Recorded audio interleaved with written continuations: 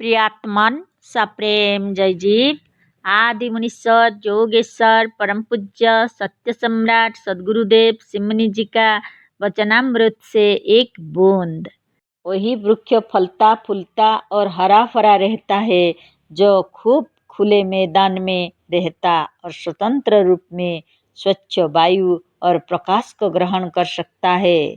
पौधे जो किसी बड़े वृक्षों के छाया में पड़ जाते हैं, जिन्हें स्वतंत्र रूप में प्रकाश और हवा नहीं मिलती, वह कितने पीले, निर्बल और कमजोर होते हैं। ऐसे वृक्ष ना फलते हैं, ना फूलते हैं और ना बढ़ते हैं। ऐसे वृक्षों और मनुष्यों का जीवन निराशा और मृत्यु से घिरा रहता है। किसी के अनुयायी मत बनो, किसी का अंधभक्त बनने की आवश्यकता नहीं है। जो काम आज तक नहीं हुआ वह कभी नहीं हो सकेगा, इस भावना को छोड़ दो।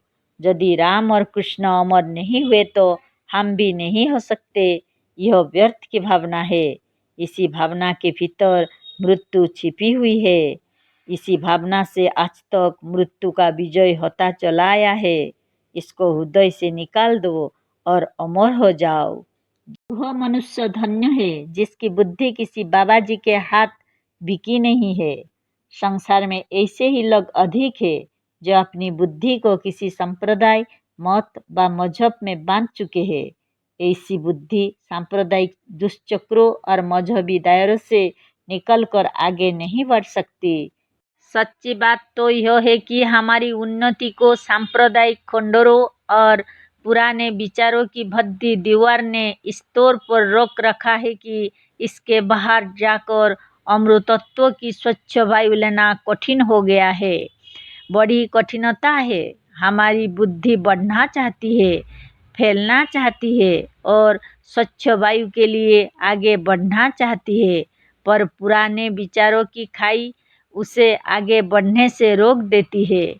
इस खाई को किसी मजहब के नेता या पैगंबर ने नहीं बनाया है, इसे हमने स्वयं बना रखा है। हम चाहे तो 5 मिनट में इसके पार जा सकते हैं। साधारणतः मनुष्य साधारण संसार या विचार से आगे नहीं बढ़ना चाहता। वह अपनी पुरानी दशा में पड़ा रहता है। कभी कभी यदि कोई उन्नतिशील जीव उच्च विचार को लेकर ऊपर को बढ़ता है तो वहाँ पर जनता को ना देखकर डर जाता और लौट आता है। जैसे महान पुरुषों या राज राजेश्वर सम्राट को देखकर मनुष्य डर जाता है, उसी तरह से इस अमृतत्व के विचार व किसी अन्य उच्च विचार के पास जाने से मनुष्य डर जाता है और इसकी तरफ आगे बढ़ते हुए ठिठकता है। मनुष्य सोचता है कि क्या हमारे ऐसा आदमी अमर हो जाएगा? क्या सचमुच हमें इस ज्ञान द्वारा यह अलभ्य लाभ होगा जो राम और कृष्ण को भी नहीं हुआ? कभी नहीं। अभी हम इस योग्य नहीं है। जैसे अत्यंत उज्जवल प्रकाश को देखकर आंखें चकमका जाती है, उसी तरह कुछ मनुष्य अत्यंत उच्च ज्ञान से घबरा कर भाग जाते और ऊपर उठने की हिम्मत नहीं करते। उच्च ज्ञान की पवित्रता, महानता और चमक छोटे हृदय को अपने पास नहीं आने देती। मनुष्य अपने से अपने को दीनहीन और मत्त मानकर सचमुच दीनहीन होकर मृत्यु के फंदे में पड़ा हुआ है।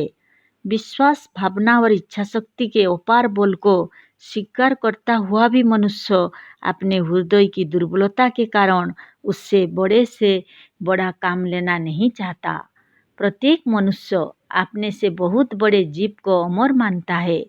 शिव, विष्णु, काकभूषुंडी, गोरखनाथ, अश्वत्थामा, मार्कंडेय, लोमस ऋषि और भर्तृहरि आदि अमर माने जाते हैं।